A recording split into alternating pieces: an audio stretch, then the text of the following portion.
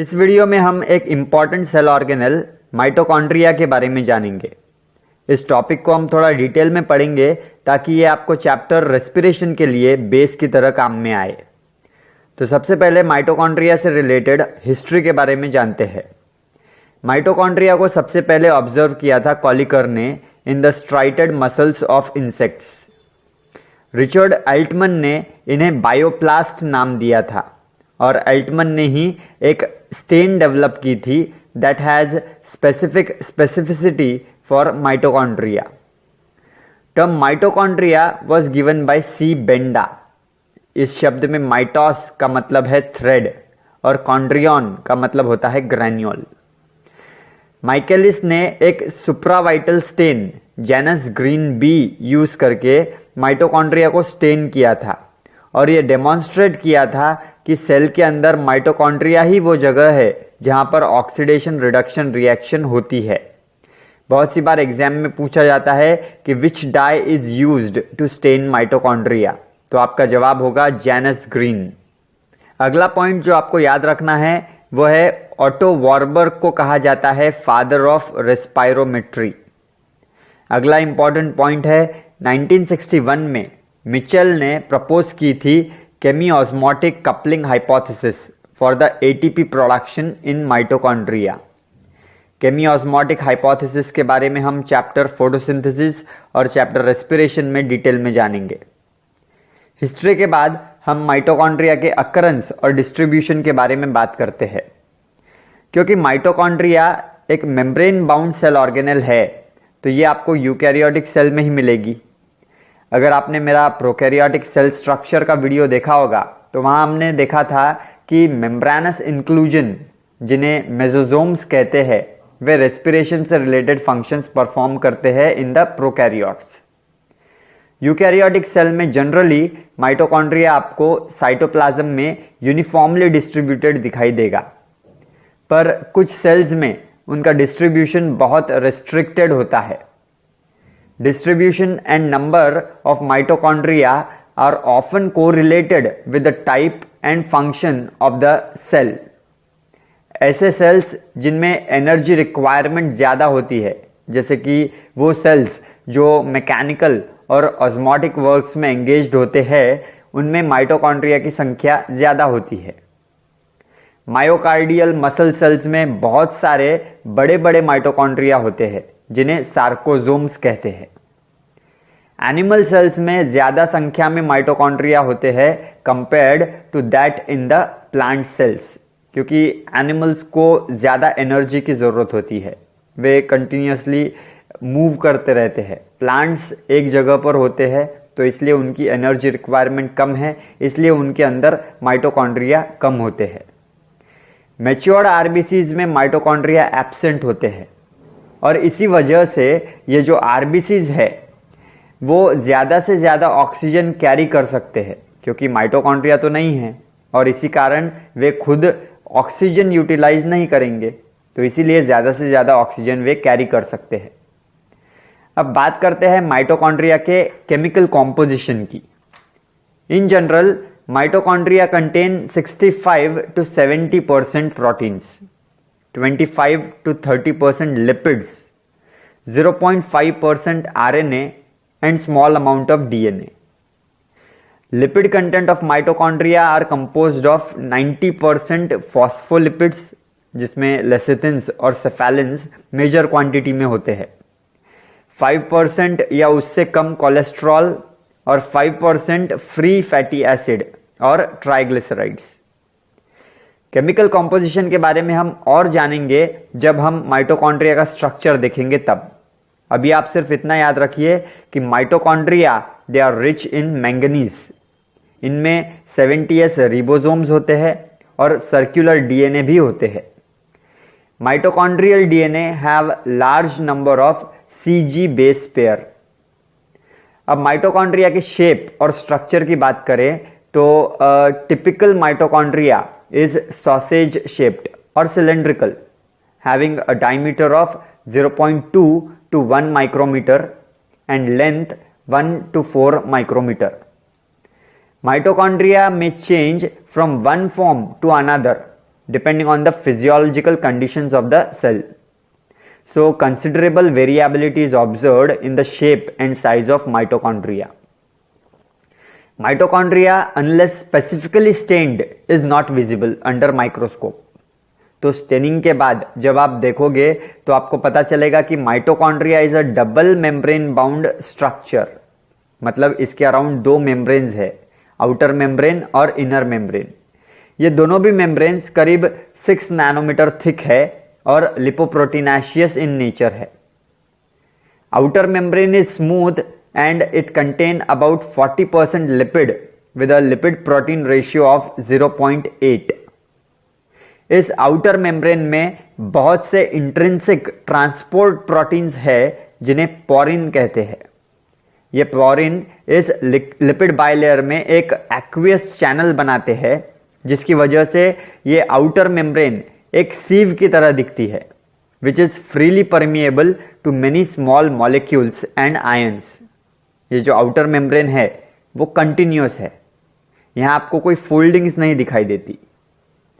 Porin के अलावा इस आउटर मेम्ब्रेन में ऐसे एंजाइम्स होते हैं जो माइटोकॉन्ड्रियल लिपिड सिंथेसिस में इन्वॉल्व होते हैं। आउटर मेम्ब्रेन के अंदर जब आप इनर मेम्ब्रेन को देखोगे तो आपको पता चलेगा कि इनर मेम्ब्रेन कंटिन्यूअस नहीं है। Inner membrane is folded in finger like projections called cristae in the lumen of mitochondria. तो इन इनफोल्डिंग्स की वजह से या क्रिस्टी की वजह से इस इनर मेम्ब्रेन की जो सरफेस एरिया है वो बढ़ जाती है। जैसे कि ये आउटर मेम्ब्रेन कंटिन्यूअस है तो इसकी लेंथ या फिर सरफेस एरिया कम है, और वही इनर मेम्ब्रेन ने इन इनफोल्डिंग्स की वजह से अपनी सरफेस एरिया बढ़ा ली है।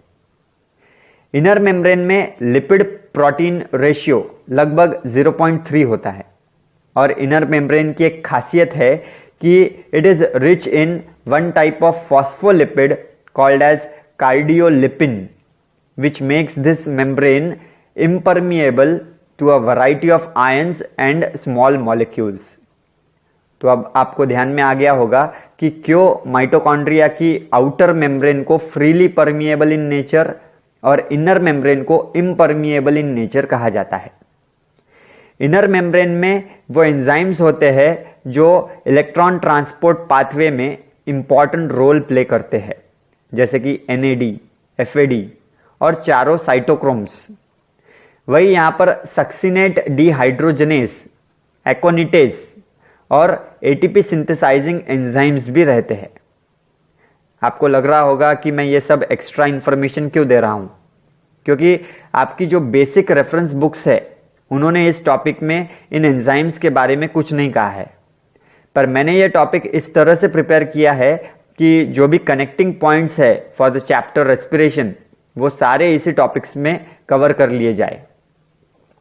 तो अब इनर मेम्ब्रेन के अंदर क्या है वो जानने से पहले आप जान लीजिए कि इस इनर मेम्ब्रेन ने तो माइटोकॉन्ड्रिया को 2 चेंबर्स में डिवाइड कर दिया है।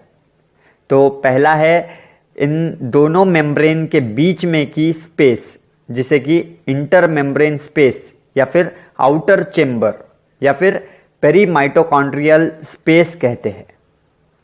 It is filled with the fluid which contain enzymes like adenylate kinase and nucleoside diphosphokinase।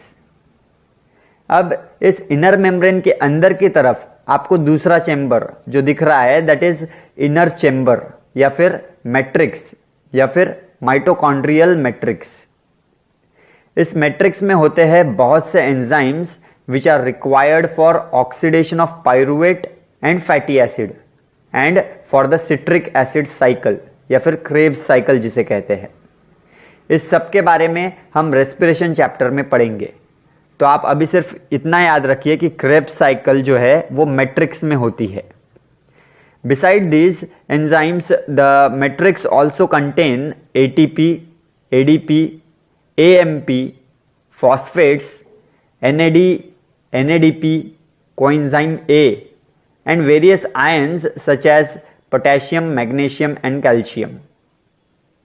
Matrix में ही आपको सर्कुलर DNA, RNA और 70S रिबोसोम्स दिखाई देंगे।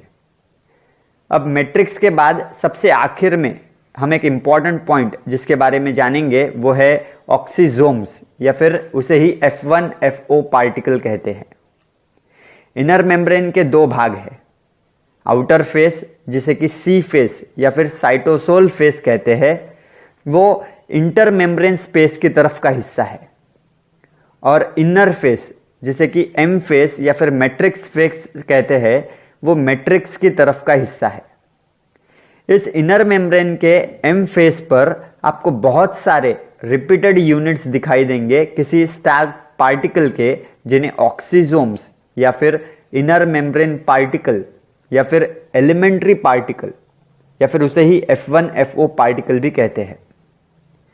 एक माइटोकॉन्ड्रिया में करीब 10 टू द पावर 4 से लेकर 10 टू द पावर 5 तक F1 पार्टिकल्स होते हैं। हमने जो कहा था कि ATP synthesising enzymes inner membrane में होते हैं, तो वो एंजाइम कॉम्प्लेक्स के दो मेजर कंपोनेंट्स है, FO एंड F1। यहां जो F है दैट स्टैंड्स फॉर फैक्टर। इस F1FO पार्टिकल को जब आप गौर से देखोगे तो इसमें हेड, स्टाल्क और बेस दिखाई देगा। ये जो डोर नॉब जैसा स्ट्रक्चर जो दिख रहा है दैट इज F1 कंपोनेंट, और ये स्टाल्क की मदद से FO कंपोनेंट को अटैच्ड है। ये FO कंपोनेंट इस इनर मेम्ब्रेन में एम्बेडेड है। यहां जो लेटर O है दैट डिनोट्स एटीपी सिंथेटेस का वो portion which binds the toxic antibiotic oligomycin. Oligomycin is potent inhibitor of this enzyme and thus of the oxidative phosphorylation। तो आप याद रखिए कि रेस्पिरेशन प्रोसेस में जो इलेक्ट्रॉन ट्रांसपोर्ट सिस्टम और ऑक्सीडेटिव फॉस्फोराइलेशन की प्रोसेस है वो इन F1FO पार्टिकल्स में होती है। The physiological role of F1 component is to catalyze the synthesis of ATP, while FO act as a base piece and is the proton channel of the enzyme complex। ये जो stalk है that is the communicating portion of the enzyme complex। Structure के बाद इस mitochondria के functions के बारे में जानते हैं। तो mitochondria is the site of aerobic respiration, और यहां पर फूड मटेरियल का ब्रेकडाउन करके एटीपी जनरेट किए जाते हैं, जिन्हें energy currency of the cell कहा जाता है। अब क्योंकि सेल में करीब 95% of the ATP are produced in mitochondria, तो इसीलिए इन्हें power house of the cell भी कहा जाता है। इस पर बहुत सी बार क्वेश्चन आता है। याद रखिए कि सिर्फ माइटोकॉन्ड्रिया ही पाइरुविक एसिड को CO2 और वाटर में कन्वर्ट कर सकता है ड्यूरिंग एरोबिक रेस्पिरेशन। फंक्शन के बाद आप आपके जो चार्ट में लास्ट कॉलम है एक्स्ट्रा पॉइंट्स का, उसमें आप लिखिए कि माइटोकॉन्ड्रिया को self duplicating semi autonomous organelle कहा जाता है, क्योंकि इसका खुद का एक सेपरेट प्रोटीन सिंथेसाइजिंग मशीनरी है और इसके खुद के DNA है।